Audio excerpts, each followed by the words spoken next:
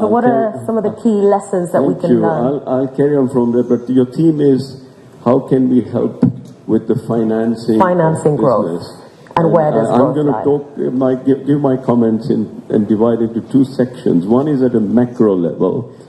At a macro level, I think Africa can do a lot by just looking at what India has done.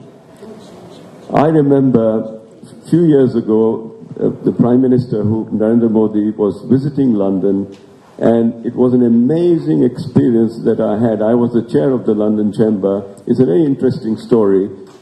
I met him one-to-one, and at that time, nobody was investing in India. There was hardly any interest in India. India was not growing, and he's here telling me that please invest in India. And I said, but where? Where would we invest? And you know what he did? He gave me a brochure like this from his case and said, here are all the evaluated projects in India that we have identified, and we've got the top firms of accountants like PwC and KPMG who have also done some homework on each one of them. And each one of them is divided into the level of investment. You want to invest $5 million? Here's 3 projects that you can take a look at. And you know, he was the CEO of India. And that's an interesting example. And look at where India has grown. Indian economy is got the similarities to African economy, but Africa has got even more potential, in my opinion. As Lord Poppert was saying, you got in Africa various natural resources, and young people who are very bright. And if you go to Africa, you will realize that. I go to Africa regularly, and I see that there are some really good people able to very digital in their approach and thinking. So the potential is there, but what is missing is the understanding in the other parts of the world about what that potential of Africa is. And hence the point I made to Lord Poppert about having trade envoys from Africa visiting the rest of the world and educating the rest of the world. Remember that I'm sitting in London. Our focus for looking at investment is not just Africa. It's India, it's Europe, it's US, various places where our minds get focused on. Now, how does somebody bring Africa into the focus? Only by repeatedly telling people that this is where great potential exists. Investor in Uganda, I know what it is. Yes, there are problems in investing in Africa. Bureaucracy is one of them. We've touched on that earlier. And so now my second part, which is to be more focused on how can SMEs and business people based in Africa running an enterprise, and how can they finance and run the business. One idea that you should think about is to set up a company in UK.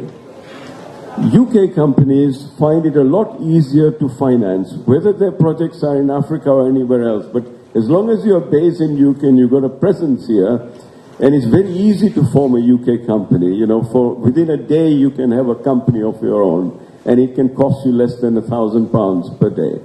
So that is something, as soon as you have presence in UK, you have access to a lot of sources of funding that you could explore and look at.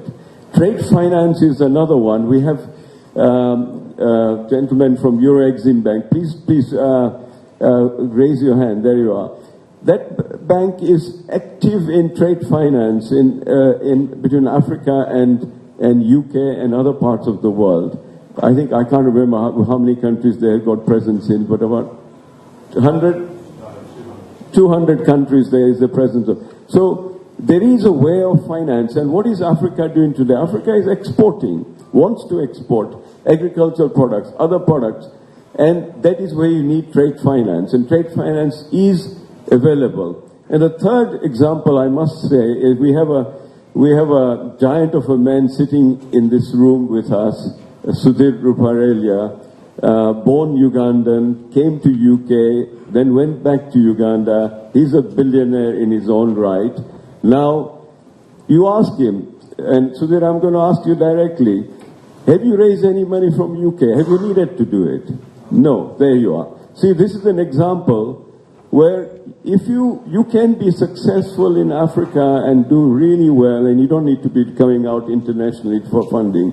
You know, you just need to apply your minds and work on it. So opportunities are there, and we got a deputy governor of the Bank of Uganda. He can guide you on how funds can be raised locally. But these are really good, simple things that one should be able to do. And don't ever think you don't have the potential. I think African organizations and the potential for Africa is enormous. It is not understood well. And people like Willie Mutenza, is Willie here? Yes, Willie yes. was here. Is Willie? Yes.